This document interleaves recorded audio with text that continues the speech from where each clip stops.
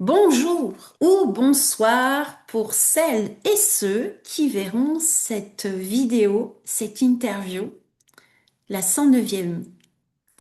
Alors pour celles qui continuent à suivre le projet, bah oui, c'est la 109e, le 109, quelque chose de neuf. Et oui, c'était le projet 108. Et puis là, il y a quelque chose, ça repart sur du renouveau.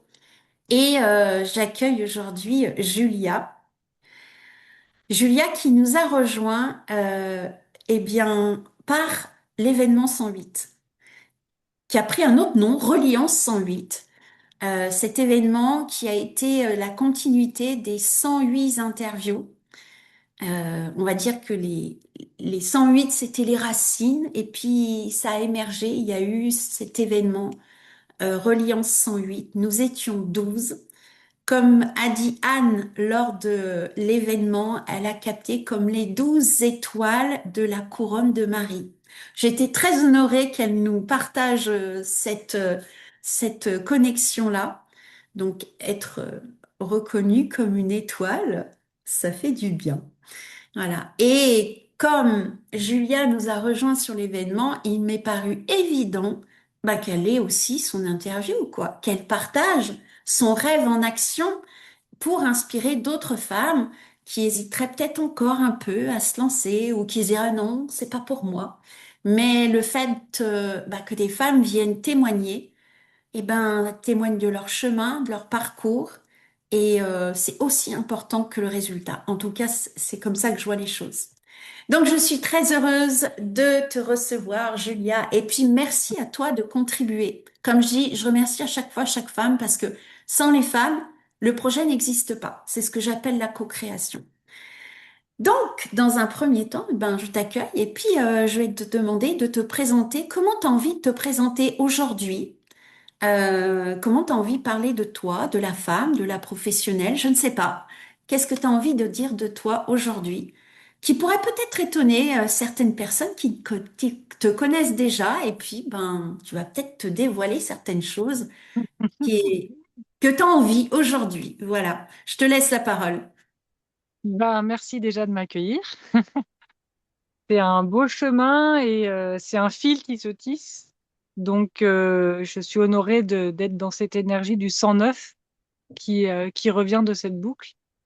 Donc, c'est mon amie Pauline, Cœur Nature, qui fait partie des 108, qui m'a parlé de toi et de cette rencontre. Et ça a vibré tout de suite, juste d'arriver là. Donc, moi, je me laisse beaucoup guider et il y avait énormément de résonance et de synchronicité avec toi, ton chemin, ton parcours. Et voilà, j'ai senti que j'avais ma place, que ma place était là. Et effectivement, j'ai passé un week-end absolument merveilleux avec vous, où j'ai compris qu'il y avait effectivement quelque chose qui était en train de se créer. Donc, je suis honorée et ravie d'être là. Donc, pour me présenter, C'est pas évident, hein? euh, ce que je peux dire, c'est que si je peux commencer par le début, j'étais une petite fille très sensible. Oui. Et quand je suis arrivée dans ce monde, je me suis dit, mais qu'est-ce que je fous là? Elle est où la tribu? Il est où le vieux sage du village? Enfin, la sagesse? Qu'est-ce qu'on me transmet? Alors là, je suis complètement, je comprends rien. Donc voilà, il y a eu quelque chose dès l'enfance qui était déjà en moi très sensible et qui se demandait, mais vraiment, pourquoi mon rêve, enfin la manière dont j'aimerais vivre la vie, eh ben, c'est pas du tout comme ça que ça se passe. Surtout au niveau de la transmission orale et de ce que nous transmettaient les adultes.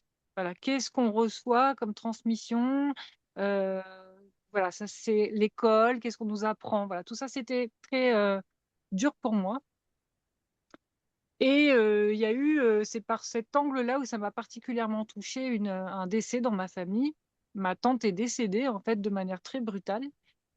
Et là, j'ai compris qu'on ne m'apprenait rien sur la mort, sur l'accompagnement, les fins de cycle, euh, que je voyais mes parents en grande souffrance, que ça se passait pas du tout comme j'en avais l'intuition au fond de moi. Je me disais, mais normalement, quand il y a Alors déjà, on m'a menti, on m'a pas raconté, c'était tabou, il y avait tout un côté où on voulait pas voir. Et moi, je voulais voir, en fait, je voulais qu'on m'explique.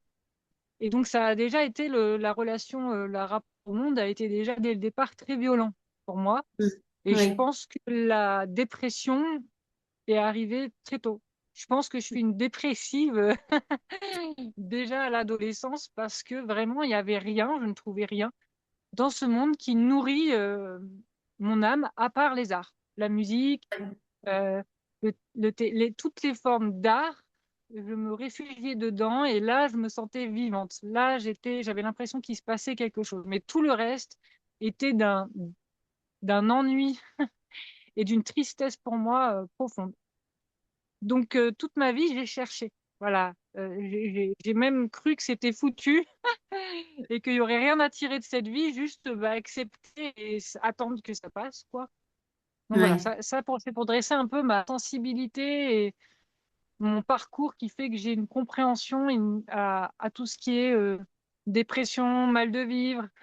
Euh, voilà, alors la joie absolue, c'est pas facile quand on veut être vrai, entier. Et je vais utiliser le mot qui a été utilisé par Pauline, la profondeur, quoi. Quand on Oui. recherche dans ce monde la profondeur, ben, je n'avais pas beaucoup d'endroits profonds, beaucoup de superficialité finalement, dans les relations et dans ce qui était transmis par les adultes. Si Mm. je peux, voilà, un premier tableau. Un tableau d'une belle sensibilité, je dirais, et puis euh, enfin, merci parce que tu donnes une vulnérabilité et tu offres au monde, en tout cas, une vision qui, à mon sens, peut parler à bon nombre de personnes, parce que c'est pas la première fois que j'entends ce genre de présentation. Ou en tout Oui, cas commencer par pas de présentation, je dirais de ressenti, où en fait on a l'impression d'arriver dans un monde où on se dit, oh mon Dieu, moi j'avais pas tout à fait la même sensation. Moi c'était plutôt du genre, mais pourquoi les gens ils ne s'aiment pas? Tu vois, il y avait plutôt ça. Pourquoi les gens s'aiment pas? Et pourquoi en fait ils voient le monde qui peut être que devenir moche? Alors que moi je voyais des choses belles qui pouvaient arriver. Et donc tu vois, enfin c'est pas tout à fait les mêmes ressentis, mais il y a quand même quelque chose. On arrive dans un monde où on se dit mais il y a un truc qui va pas, il y a un truc qui va pas. Donc je vois beaucoup le parallèle et le miroir. Euh, et là maintenant, qu'est-ce que tu voudrais dire de la femme? ce que je peux dire en tout cas, c'est que là, on parle d'abord de la petite fille, et je pense que quand on parle du rêve et de la question du rêve, c'est important de se relier déjà à sa petite fille et Oui, à qu'est-ce qu'elle rêvait quand elle était petite et qu'est-ce qu'elle aurait aimé et qu'est-ce que ça aurait pu être. Donc moi, je suis quelqu'un qui rêvait de tribu, qui oui. rêvait de relations. Donc j'avais quand même un besoin de collectif, je pense, qui était quand même assez fort et des enfants à qui on transmet pour les générations futures cette conscience de qu'est-ce qu'on transmet pour donner aux générations futures un monde dans lequel on est en vérité. On n'est pas dans le voile du mensonge, voilà, de vraiment s'incarner dans sa vérité. Donc, moi, je me suis orientée vers l'art-thérapie assez naturellement. Enfin, j'ai fait les beaux-arts donc, à Clermont-Ferrand, donc en Auvergne. Je suis une Auvergnate, donc je pense que je suis née sur des terres volcaniques. C'est important pour moi parce que j'avais aussi cette conscience d'être née au bon endroit, dans un endroit favorable. Il y a de l'eau, il y a de la verdure, voilà, j'avais conscience de la beauté de l'endroit où je suis née. Et je pense que si j'avais été dans une grande ville comme Paris, comme Lyon, voilà, j'aurais fait des études, je me serais orientée vers le théâtre ou vers l'expression Mm. corporelle ou plus des arts, décors. Voilà, j'adore Oui. l'installation, les décors.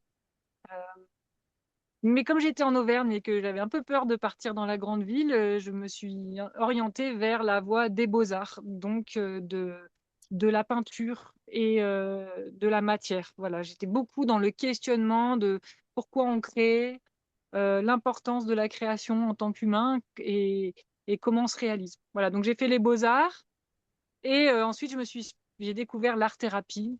Donc c'était un livre à l'époque qui m'a bouleversée. J'avais l'impression d'avoir pu l'écrire. C'était Richard Forestier à l'époque j'ai eu la chance de pouvoir être formée par lui à Poitiers et à Tours et de faire une formation d'art thérapeute qui a été Mm. une évidence dans mon chemin.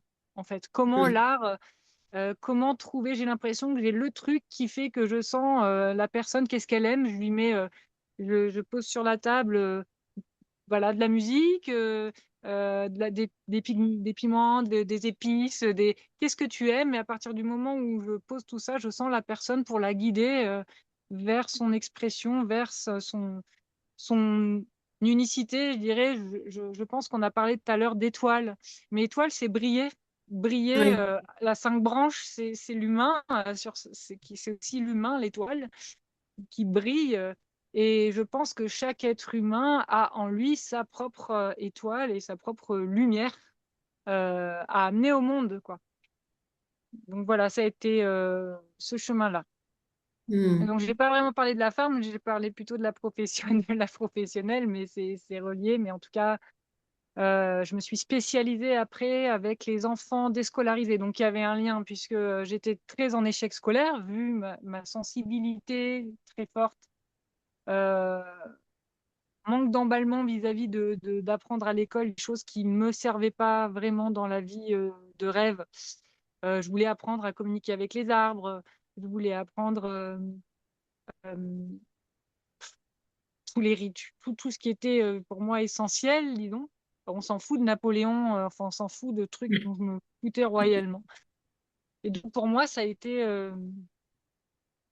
voilà, ça a été j'ai perdu le fil du coup dans ce que je suis partie. J'aurais pas dû parler de Napoléon.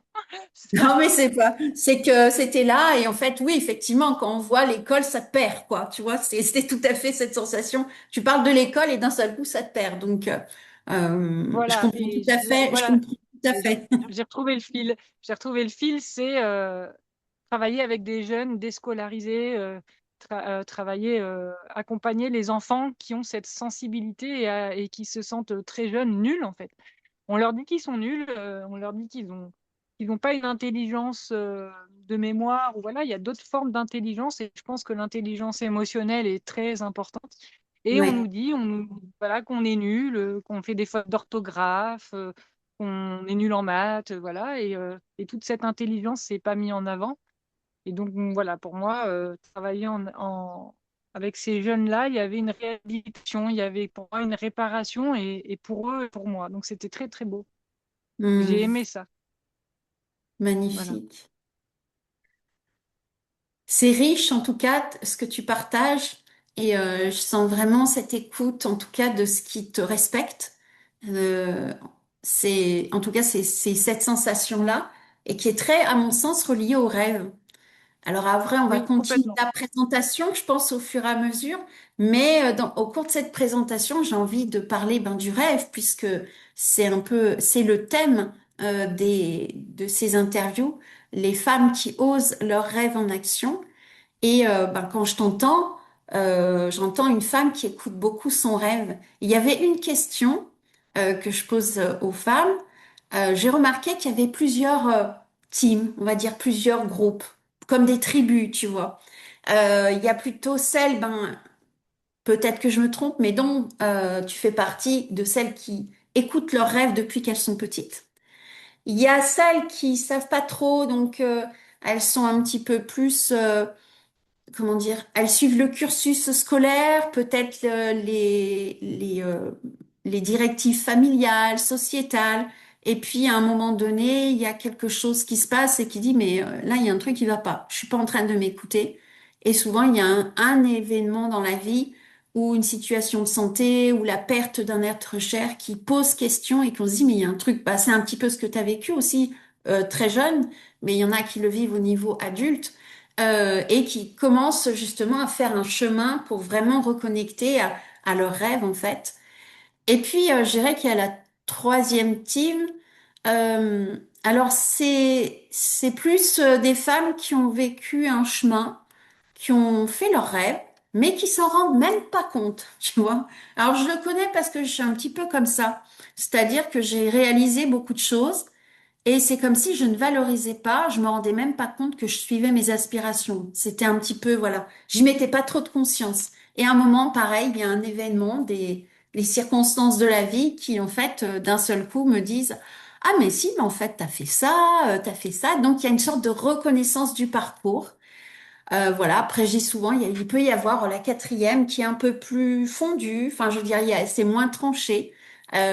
Comment ça te parle ce que je partage là? Ça me parle déjà au niveau ça fait un parallèle un peu avec les personnes qui ont un éveil spirituel aussi. C'est-à-dire Oui, qu'il y a des personnes qui, depuis enfant, ont cet éveil, et puis à un moment donné, il y en a certains qui vont vivre un choc qui va les amener à aller vers l'éveil, et puis d'autres, ça va naître progressivement, ou voilà. Donc c'est un peu, les rêves donc sont reliés à l'éveil, hein, d'une certaine façon. L'éveil, le rêve. ouais, Et moi, je me sens, oui, dans cette catégorie dont tu parles depuis l'enfance. Et ce que je peux dire, c'est que il y a un moment donné où j'ai quand même cru abandonner mon rêve, en fait. Il y a vraiment toute cette phase de dépression où à quoi bon, où je trouvais le monde très violent, euh, euh, où j'étais en colère, j'avais beaucoup d'émotions en moi, et d'ailleurs, ça a duré longtemps, parce que, mais pourquoi on prend pas soin? Pourquoi, enfin, il y avait vraiment beaucoup. Et puis, un manque de foi aussi, peut-être, de me dire, mais l'humain, il est en train de tout saccager, quoi. Enfin, je veux dire, ouais, tout ce qui est, oui, le côté divertissement, s'amuser, passer du bon temps, c'est bien, mais pendant qu'on fait ça, on ne prend pas en charge les générations futures. Et moi, je me sens très reliée à tous les enfants de la Terre, et donc ceux qui sont nés, mais ceux qui sont pas encore nés. Et ouais, pas que à travers l'enfantement de son propre enfant, en fait. C'est comme oui, si j'avais la responsabilité un peu de tous les enfants de la Terre, mais que j'étais aussi à ce moment-là la petite fille de la Terre. Je pense que j'ai oui, pendant longtemps, tu m'as parlé de la femme, je pense que pendant longtemps j'ai été une petite fille.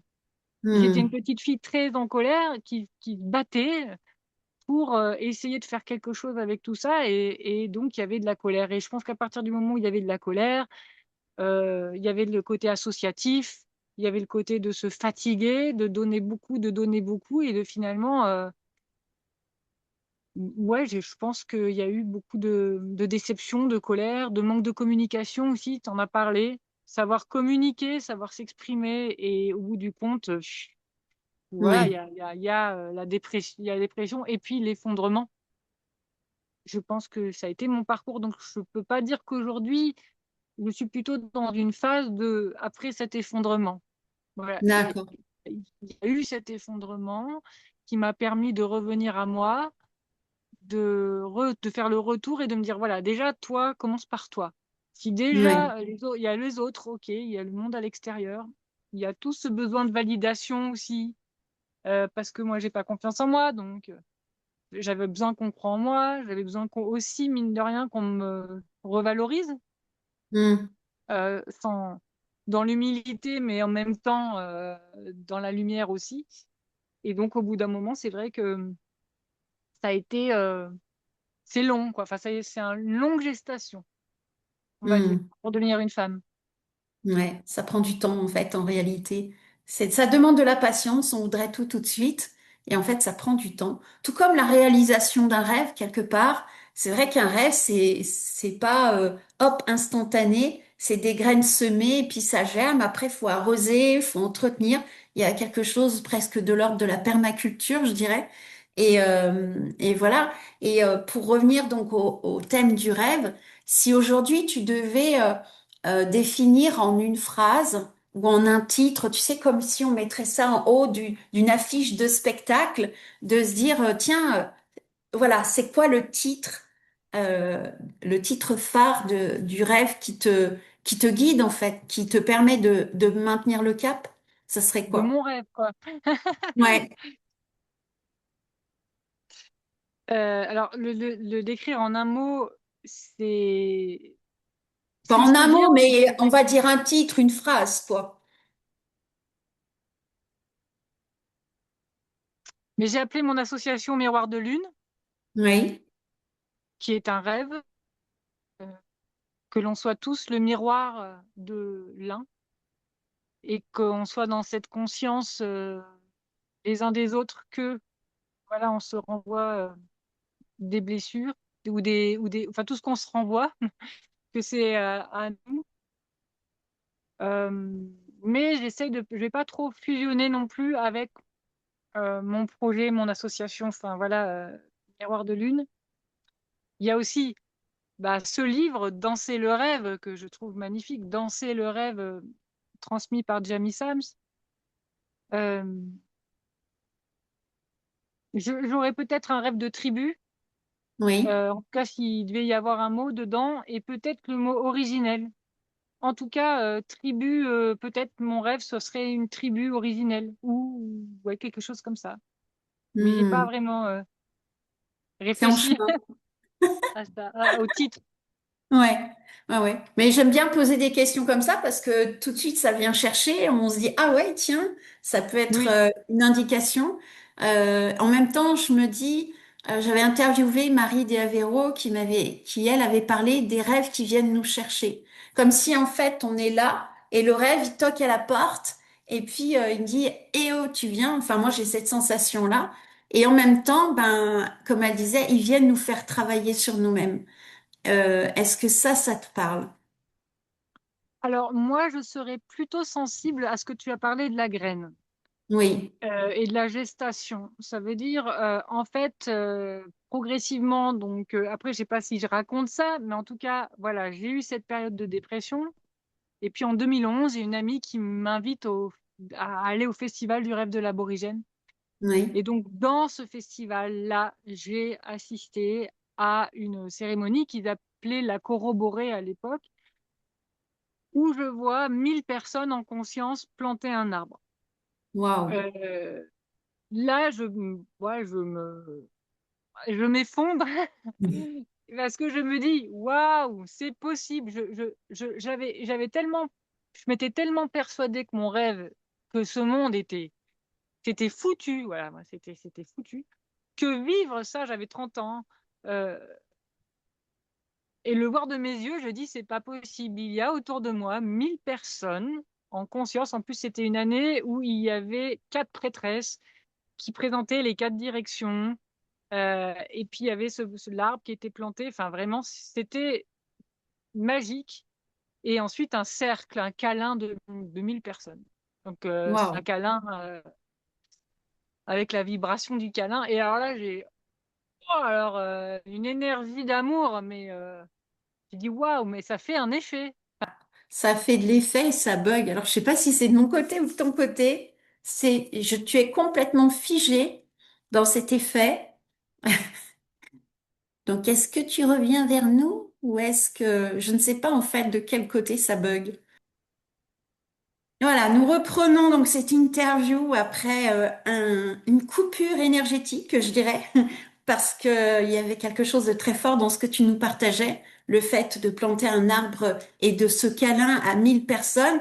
Il y avait peut-être cette énergie qui était là avec toi, qui fait que moi j'ai toujours la technologie, elle est assez, comment dire, révélatrice. Donc merci beaucoup pour ça. Et j'avais juste envie de dire c'est vrai que souvent, si on regarde les médias classiques, si on regarde une certaine réalité, on n'a pas l'impression que ce monde où il y a une communauté, où il y a quelque chose, elle existe. Et quand on arrive, bah, on fait la demande et on œuvre dans ce sens-là, on connecte à cette tribu-là. Et donc là, tu me disais en off avant qu'on relance que tu avais un petit peu une réponse, en tout cas, qui émergeait sur le titre, entre guillemets, la phrase de ton rêve. Alors, je veux bien que tu me la partages. Du coup, là, ça a bugué sur l'effet. L'effet. Euh, et en fait, je parlais de cérémonie, en fait. Ce qui a été Oui, très fort pour moi, c'est la célébration. oui, Et je crois que mon rêve rejoint l'idée de célébrer, d'honorer, mhm, de prendre soin. Voilà. C'est vraiment les 3 mots qui me manquent, en fait, dans ce monde. ouais, C'est d'avoir le rêve qu'on puisse se retrouver et de célébrer la vie dans toutes hmm. ses phases. Voilà. Je trouve ça J'ai- magnifique. Parce que c'est vrai qu'on est dans une société où on est plutôt dans l'intransigeance, où on est dans rendre des comptes, remplir des cases, remplir en fait pour être bien. Et en fait, surtout, je trouve que dans notre société française, la célébration, elle a très peu de place. Donc, je pense que c'est pas anodin que tu arrives là pour proposer à ce monde, célébrons. Et je trouve que c'est magnifique. Et en tout cas, je me dis, waouh, j'adore cette idée-là. Et ce qui me vient par contre, parce que c'est quand même un grand rêve, et est-ce que d'aller vers ce rêve-là et de le rendre, de le remplir, en tout cas de partager ou de faire qu'on célèbre plus, est-ce que c'est quelque chose que tu appréhendes, qui te fait peur, ou tu dis, oh mon Dieu, tu vois, parce que souvent quand on a un grand rêve comme ça, on peut se sentir petit, petite, et de se dire, oh mon Dieu. Et on n'ose pas, tu vois, peut-être, et je vais le dire, le mot, la grandeur. Donc, comment ça te parle, ce que je suis en train de dire là? Mais ce qui est intéressant dans mon parcours, c'est que comme je te l'ai partagé quand j'étais enfant, j'avais l'intuition. Donc au fond de moi, je n'ai pas d'appréhension pour faire quelque chose qui me semble naturel. Oui, Le souci plus, c'est de me rendre compte à quel point on est arrivé à un stade de l'humanité où on est tellement tourné vers l'extérieur que l'on ne sait même plus s'écouter, se faire confiance et aller dans notre intuition. Et en oui, fait, tout le chemin que j'ai eu grâce à ce festival, grâce à la rencontre des contes des 13 mères originelles, et grâce finalement Diami Sam, ce que nous a transmis cette sagesse amérindienne, tout ce qui a été transmis grâce à la transmission orale et que nous, en Europe, on a perdu, puisque les Celtes, on a brûlé nos sorcières. Donc nous, on a moins de chances d'avoir accès à nos lignées, parce que souvent on m'a demandé, mais pourquoi tu t'intéresses aux Amérindiens alors qu'il y a en France, ou pourquoi les aborigènes? Moi, ça a peu d'importance pour moi, en fait. Ce qui compte, c'est accrocher un fil pour pouvoir retisser avec ma lignée et pouvoir retransmettre aux générations futures. Et tout à l'heure, tu disais, effectivement, si on tourne la caméra vers les actions positives et qu'on sort un peu de cette dépression, on se rend compte qu'il y a énormément de choses qui sont positives aussi, qui sont en train de se oui, faire. Qu'il y a énormément, par rapport au passé, et quand on voit les nouvelles générations, il y a quand même, on peut voir que progressivement, il y a de plus en plus de personnes qui se relient, de cercles de femmes, de, et de fêtes païennes aussi. Moi, je suis très heureuse de voir que maintenant, on parle de plus en plus du solstice, de l'équinoxe, des fêtes. Voilà, c'est en train de revenir quand même. oui. C'est en train de réémerger doucement, mais c'est palpable. Hmm. Ouais, je trouve aussi. C'est vrai que là, je me trouve entre deux. Des fois, enfin, je me trouve plus vers le côté reconnexion à cette sagesse-là. De temps en temps, bah, c'est vrai que si on va dans la vie plus classique, on se dit, oh mon Dieu, ça n'existe pas. Et en fait, si ça existe, tout existe, si on veut bien le voir d'une certaine manière. Et qu'est-ce qu'on veut nourrir? Et c'est un peu ça. Donc c'est vrai qu'il y a l'histoire comment je nourris mon rêve. Et puis, il y a aussi une question que je pose souvent, la question des obstacles. Parce que souvent, réaliser un rêve, c'est pas toujours quelque chose de linéaire, c'est pas quelque chose de toujours évident, et qu'il y a des obstacles qui peuvent arriver. Moi, je les vois un peu comme des enseignements qui nous demandent en fait de dépasser ce qu'on aurait cru. Un obstacle nous fait grandir en réalité dans notre résilience, dans notre est-ce qu'on est vraiment motivé pour ça? Ça me fait penser quand je suis partie sur le chemin de Compostelle, je fais une petite discrétion. Je suis partie, j'avais une rage dedans. Et je me dis, mais ça m'est jamais arrivé. Donc j'avais une joue de castor, tu vois. Et je dis à ma fille, mais c'est bizarre. Elle me dit, c'est pour savoir si tu es assez motivée. Donc c'est un petit peu, c'est comme ça que je vois les obstacles. Toi, face aux obstacles, comment ça se passe? Mais j'aime bien l'idée d'avoir comme enseignement la nature. Et tu as parlé tout à l'heure des étapes. C'est la graine, en fait, la graine qui grandit. Et donc, pour moi, la qualité de l'engagement est Je crois qu'elle est absolument nécessaire, en fait. Je veux dire, si à un moment donné, on va pas arroser tous les jours son jardin pour avoir des tomates, alors comme on peut dire, je sais plus qui c'est qui disait ce matin, je crois qu'il y avait Anne qui a fait, où j'ai entendu Anne parler du fait que quand on voit une femme qui a réussi, on dit elle a de la chance, mais Oui, combien de fois elle est allée sous la pluie arroser son rêve, en prendre soin, l'arroser, s'engager chaque jour pour que ça émerge. Donc moi, je pense qu'il y a vraiment cet obstacle, ce premier obstacle. Alors ça dépend si on a plus un côté yang ou un côté yin. Moi, j'ai beaucoup de yang, donc c'est plus facile pour moi de matérialiser et de m'engager. Mais je manquais de yin pour avoir un peu plus d'écoute, plus de patience. Par exemple, j'ai pas beaucoup de patience de me dire voilà, ça va bien, ça va progressivement donner des fruits. Et c'est pour ça que je parle des fêtes païennes et de tout ce qu'on nous a pas transmis, parce que je pense que ça s'enseigne aux enfants.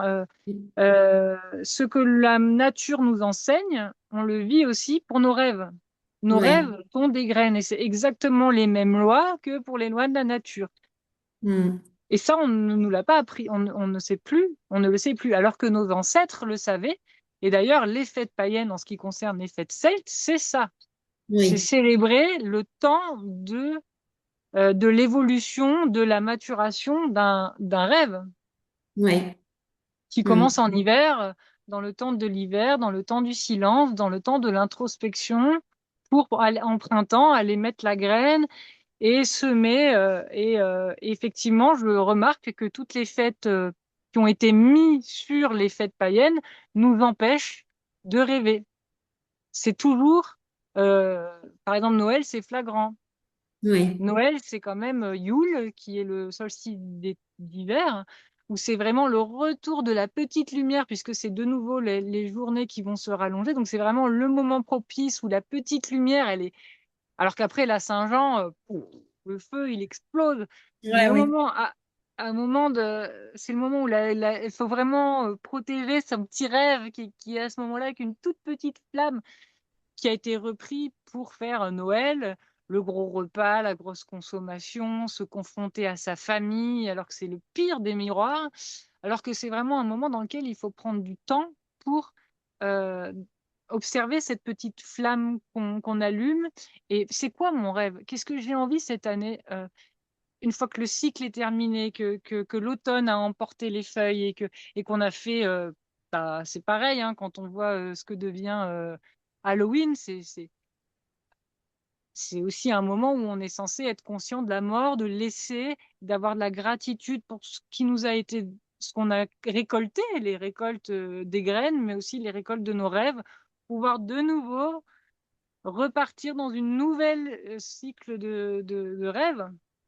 Donc, Hmm. moi, ça me passionne. Voilà, moi, c'est vraiment ça. Et je t'en parle comme à la petite fille à l'intérieur de moi qui aurait adoré à 10 ans qu'on m'apprenne ça à l'école, quoi.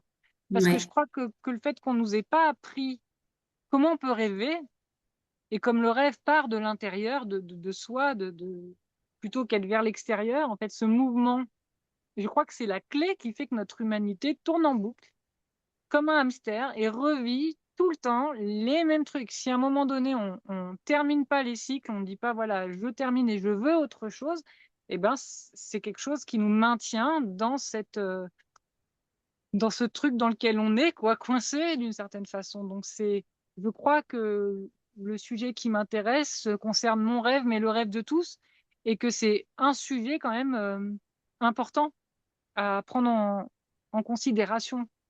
ouais. C'est d'une Mm. grande richesse, tout ce que tu partages là. Moi, j'ai plein de questions, tu sais, il y a plein de trucs. Il y a un truc en moi, il fait calme, écoute. Et en même temps, je me dis, waouh, en fait, on parle de célébration, donc je pense de se célébrer soi. Et c'est vrai que dès qu'on commence à célébrer, on nous dit non, mais ça va, tu te la pètes, enfin, ce genre de choses. Donc, je trouve que ben, par rapport à ton rêve de célébrer, c'est oser célébrer, reconnaître en fait le chemin qu'on a parcouru. Et, est-ce que ça aussi, enfin, tu vois, ça fait partie, en tout cas, de ce que tu as envie de transmettre? Oui, mais en tout cas, ce que je me rends compte, c'est les cycles, prendre soin des cycles. Et moi, je ne savais pas que ça allait m'amener là, mais en fait, tous les endroits où on ne prend pas soin, c'est l'endroit où le cycle se termine. Hmm. C'est tout ce qui correspond à la mort, tout ce qui correspond à ce qui se termine, tout ce qu'on n'a pas envie de regarder. Alors oui, un bébé qui naît, c'est joli, c'est mignon. La naissance, ah ouais, alors là, ça, on est tous là. Mais quand ça commence à aller vers la mort, quand on est vers les personnes âgées qui nous racontent ce que c'est que la vieillesse, ou quand on est vers les fins de cycle, alors là, il y a plus grand monde. Oui, Et c'est là où c'est important de célébrer aussi et d'honorer, parce que c'est oui, un endroit où il faut fermer les portes. Je me faisais la réflexion, les enfants, quand on termine un jeu, c'est important. On commence un jeu, on le termine pour oui. pouvoir en commencer un nouveau. Parce que Hmm. si c'est le bordel que c'est le bordel et qu'il y a 10 jeux en même temps qui sont là, on est complètement dépassé. C'est important de savoir terminer les cycles et même de dire, voilà, moi j'ai fait ma roue ici et j'ai besoin maintenant d'aller faire autre chose. Merci pour... Et la gratitude qui se trouve à l'endroit où le cycle se termine.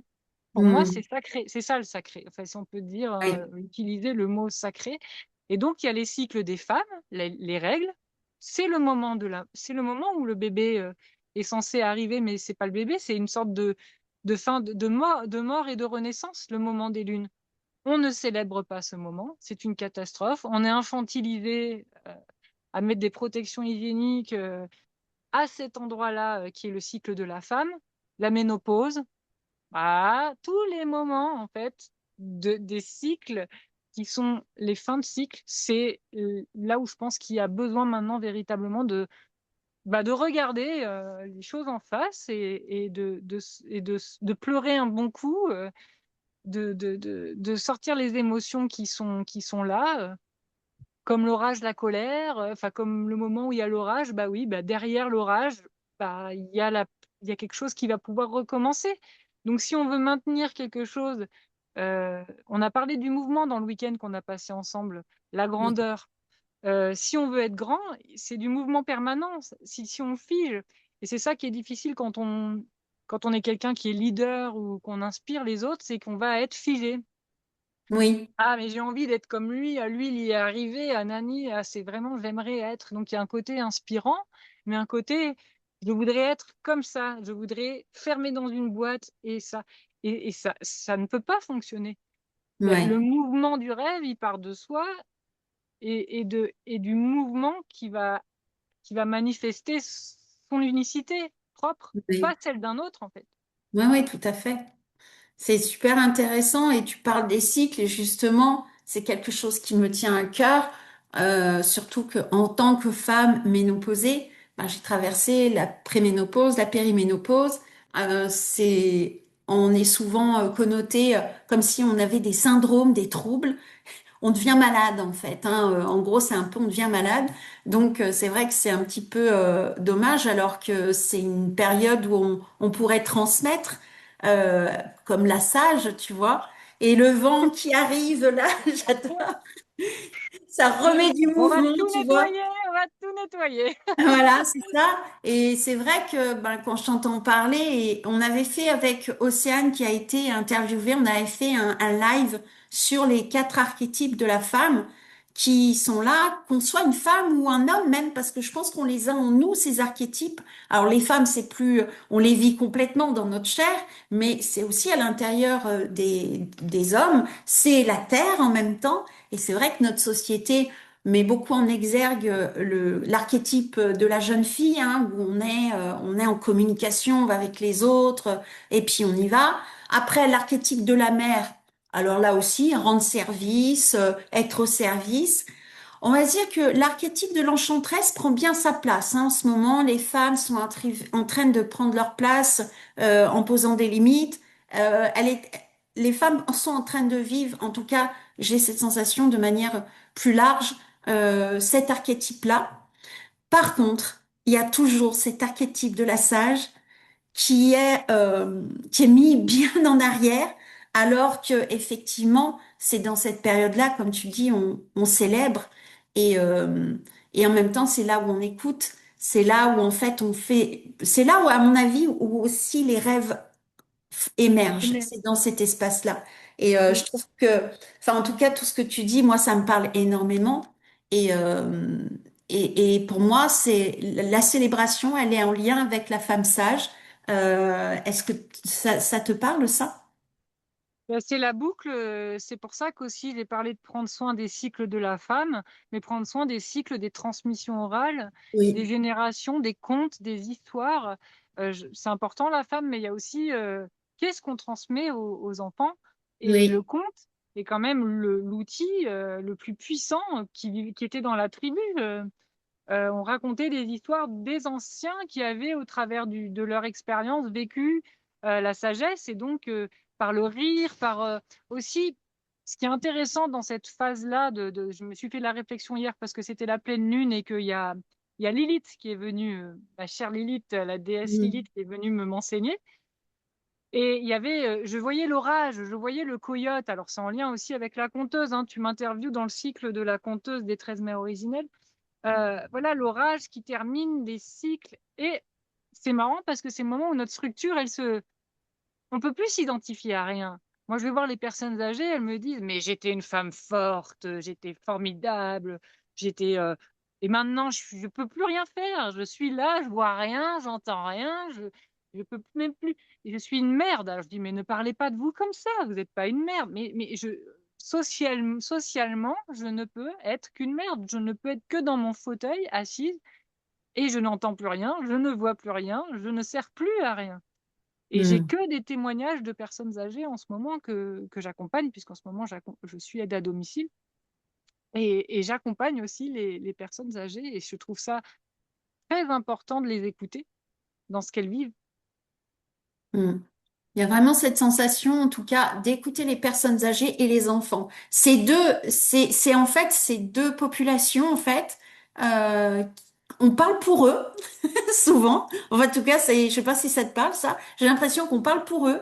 On dit au nom d'eux, mais on n'entend pas, en fait. Il n'y a pas la parole, il n'y a pas le micro qui est donné, la caméra qui est donnée pour entendre leur point de vue, leur vision, qui serait hyper enseignante. Et Mais c'est puis, ça que tu parles des archétypes. Ah, pardon, je t'ai coupé. non, non, mais c'était un peu ça, tu vois. Tu Il y a- parles des archétypes, tu vois, dans l'énergie, je me dis, Oui, il y a l'enfant qui est trop. Tu vois, c'est l'enfant qui. Alors, dans les cycles, hein, il n'est pas placé à la première direction de l'Est. L'enfant, il est au sud. Il est plutôt dans l'expérimentation. Euh, quand la graine, elle pousse, quoi, ça commence à. Mais il y a une dimension de ah, t'en fous partout, ah, tu vois. Et les personnes âgées, c'est le mouvement inverse. C'est ah, en fait, elles re-rentrent en elles-mêmes, hein, pour oui, repartir. C'est vraiment le retour à l'intérieur. Donc, si dans la vie, on n'a pas travaillé cette intériorité, oui, ah bah alors la vieillesse, on la vit beau. C'est pareil, hein, la ménopause, si dans sa vie, on n'a pas accepté de lâcher. La représentation de la femme, de tout ce qu'il y a dessus. En fait, il y a au moment de la fin du cycle, on ne peut plus s'identifier. Il y a une désidentification et du coup, on peut rire de soi. Mais c'est le moment où il y a pour moi, c'est le plus haut degré d'intelligence, je sais pas quel mot dire, c'est d'arriver à en rire. De oui, se dire, ah oui, mais non, mais c'était qu'une histoire. Je suis un conteur, je te raconte une histoire, mais j'ai été cette histoire. Je suis densifié, méchant. Et puis à un moment donné, paf, j'arrive à. Et là, ce que je te dis, c'est magnifique, mais j'arrive pas du tout à le vivre moi dans ma vie, hein. Je suis très identifiée et je crois beaucoup à mon histoire et je suis très dans la. Mais pour moi, le degré le plus élevé je sais pas quel mot dire. Je, je... le plus C'est du. degré, ça serait pour moi, en fait, quand je t'entends parler, ça me fait penser à la médecine du Heoka. Pour ceux Oui, qui ne connaissent totalement. pas, c'est l'homme médecine à l'envers qui en fait ce que les autres veulent pas voir, mais en mode autodérision, pour en rire, pour dédramatiser. Et Ouais. ça me fait penser un peu à ça. Et c'est vrai que cette médecine-là, elle serait très importante dans notre société. Et pour prendre de la hauteur vis-à-vis de pas être, je suis plongée là-dedans. Donc c'est vrai que moi de mon côté j'ai fait un travail comment dire, une formation clown d'introspection où en fait j'ai connecté à la médecine du Heoka. C'est pas une médecine facile, hein, c'est une médecine qui nous demande de l'humilité et de l'autodérision Et voilà, donc c'est vrai que ben c'est pas toujours voilà accepter le ridicule. Mais comme on dit, le ridicule ne tue pas. Mais ça me Ouais. parle de tout ça, tu vois. Et c'est vrai que c'est passionnant tout ce que tu nous partages. Et moi, j'avais envie, ben, je sens comment dire, une envie, tu vois, une envie de partager tout ça. En tout cas, c'est passionnant quand on entend. Moi, je dis, mais c'est quand que tu nous fais une conférence, quoi. Donc, Moi, j'adore ça, moi. J'en ai fait, j'ai fait des conférences théâtralisées. Euh, j'ai hâte, ouais, de. ouais. Je me dis, bah, on t'écoute, en même temps, tu es la conteuse qui nous raconte et en même temps, ça nous parle énormément, ça fait des effets miroirs, tu parlais d'effets miroirs. Et j'aimerais te poser la question, s'il y a une femme là qui nous écoute et qui se sent peut-être encore étriquée, peut-être dans sa vie, ou qui n'ose pas, ou qui a besoin de trouver du sens, ou qui ne s'est peut-être pas célébrée suffisamment, qu'est-ce que tu aimerais lui dire comme message?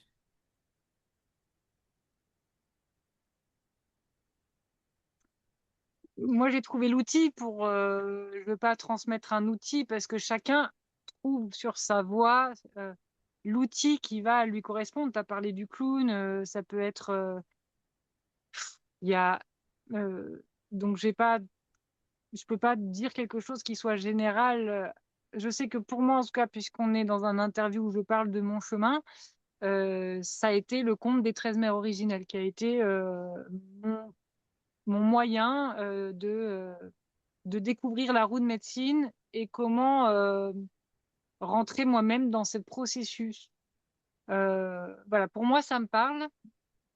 Je ne sais pas si j'ai de choses universelles à transmettre vis-à-vis de ça. Juste, peut-être, faire confiance à ce qui était le plus violent, je pense, pour moi. C'est comme j'ai été une petite fille, comme beaucoup, bien sage, écouter ce qu'on attend de moi. Je ne savais plus m'écouter moi-même et écouter mon intuition. Oui. Et je pense qu'on est beaucoup plus reliés de ce que l'on croit. On sait beaucoup plus au fond de nous ce qu'on veut. C'est juste qu'on s'écoute pas. Donc, je dirais, si j'avais un message, commencez déjà à faire cet espace, ce silence. Le temps des lunes, par exemple, est aussi un temps de silence pour commencer à capter ce qui vibre pour moi, ce qui vibre pour vous, Hmm. pour commencer à trouver la direction. Parce que moi, j'aime bien Athéna aussi, la déesse Athéna. Enfin, moi, je suis ascendant Sagittaire, donc on vise. Ouais. Donc, pour déjà savoir dans quelle direction on vise, et on vise pas dans les rêves des autres. Enfin, il y a quelque chose, c'est vraiment viser ce qui en soi nous fait vibrer, nous fait briller. Et c'est ça la voie. C'est le prendre le bateau et le gouvernail et y aller, quoi. Ouais. Je crois que c'est ça qui a besoin d'être guéri pour nous tous et nous toutes. Hmm. Ouais. J'aime beaucoup cette idée de se dire, en fait, parce que souvent, on va chercher la réponse à l'extérieur, on veut, ou on s'identifie, ou ah, je voudrais ci, je voudrais ça, mais il y a peut-être de dire, hop, on revient, et c'est de dire d'abord, qu'est-ce que je ressens à l'intérieur de moi? Et se faire confiance. C'est commencer à se faire confiance en fait. C'est peut-être la première chose à faire. Quand je t'entends, en tout cas, c'est ça qui ressort en tout cas pour moi. Et Oui. voilà quoi. Est-ce que tu aurais envie de dire pour clôturer cette interview, on pourrait encore échanger de bons moments, je pense. Je Mais pense, oui. sinon, on va en laisser un petit peu pour plus tard parce que sinon, après, voilà, chaque chose intégrée, déjà tout ce qui a été transmis, tout ce que tu nous as transmis, qui est d'une grande richesse. Je vous invite même à réécouter. Pensez aussi à liker, à mettre un pouce, un commentaire pour dire comment vous avez senti, comment vous avez vécu cette interview. Et je dis vraiment vécu cette interview. Est-ce que c'est juste j'écoute ou tiens, qu'est-ce qui résonne pour moi? C'est peut-être le réécouter et revenir en écoutant, en disant, tiens, comment ça me parle ça? Est-ce que je suis d'accord, pas d'accord? Ah, comment je le vois? C'est pas prendre exactement ça, en dire c'est une vérité, c'est un partage, c'est des partages qu'on fait ici pour aussi développer son discernement et aussi, ben, comment ça me parle à l'intérieur? Tu vois, c'est un petit peu ça. Qu'est-ce que tu aimerais là pour clôturer ce rendez-vous, cette causerie, j'ai envie de dire? Cette connerie, j'aime bien. Euh, des papotesses. On avait appelé ça les papotesses. Euh,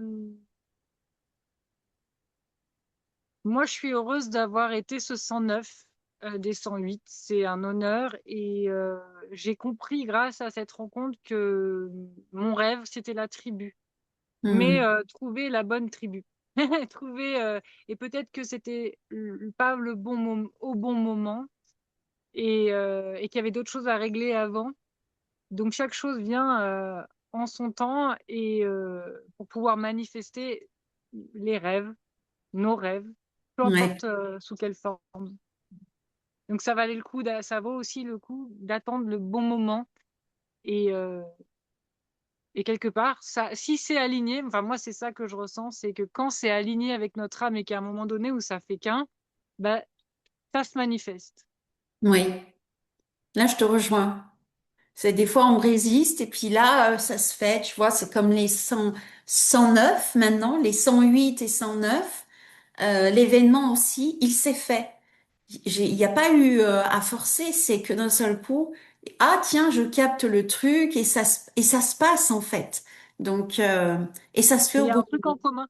Il y a un truc en commun aussi avec toi, c'est que jamais j'ai eu le rêve de faire des cercles de femmes, jamais j'ai eu le rêve de... Rien n'a été programmé, ça a vraiment été le fil de mon rêve qui a été cette célébration qui m'a amené à petit à petit arriver là où je suis. Mais rien n'est venu d'un mental euh, qui me voyait, ah, prêtresse, là. Non, jamais. Ouais, C'est c'est partir de l'intérieur vers l'extérieur plutôt que de la projection vers. C'est le mouvement ouais, qui switch. Et là, ça s'aligne, et là, c'est OK, et là, ça se manifeste au bon tout à moment. fait. Et pas forcément de la façon dont il l'imagine Non, et pas de la même manière. Enfin voilà, donc il y a non, quelque chose de.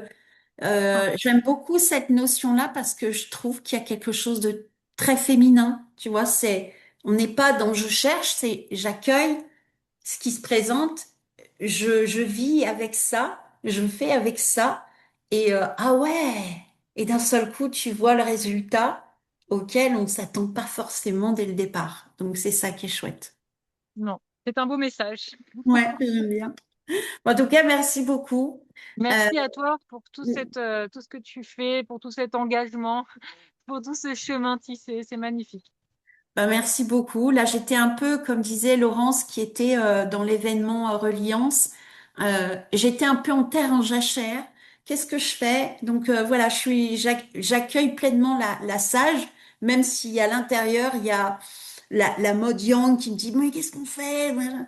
Cool, tranquille et voilà. Et toi, tu arrives avec le son neuf. Et je sens qu'il y a une énergie qui est en train d'arriver. Je sens qu'il y a des nouvelles, des envies qui sont en train, une aspiration en tout cas à aller en avant, à proposer des choses. Et donc, ça va bientôt arriver. D'ailleurs, il va y avoir une autre interview avec toi sur ce témoignage des douze de l'expérience que nous avons vécue toutes, dans cette merveilleuse expérience de reliance qui avait beaucoup d'égalité, je trouve, une qualité d'égalité qui était absolument merveilleuse. Ça a été challengeant quand même, ce séjour, mais merveilleux en même temps. Donc, on vous laisse comme ça, hein, vous allez en avoir un petit peu plus. On dit, donne pas tout d'un seul coup, sinon c'est pas rigolo. Donc voilà. Gratitude, vous allez retrouver dans le descriptif les liens pour vous mettre en lien, en reliance avec Julia pour la connaître un peu plus, pour voir ce qu'elle propose, connaître son énergie. Et puis, ben moi, je vous invite à mettre des pouces, hein, partager. C'est aussi comme ça qu'on contribue à changer le monde, ou en tout cas à faire émerger le monde qu'on a envie de voir et dans laquelle on a envie de vivre. Et je vois les petites branches qui nous font des coucous à côté et j'adore ça. Merci les arbres aussi d'avoir été présents. Gratitude. Je vous dis à bientôt. Au revoir. À bientôt. À bientôt.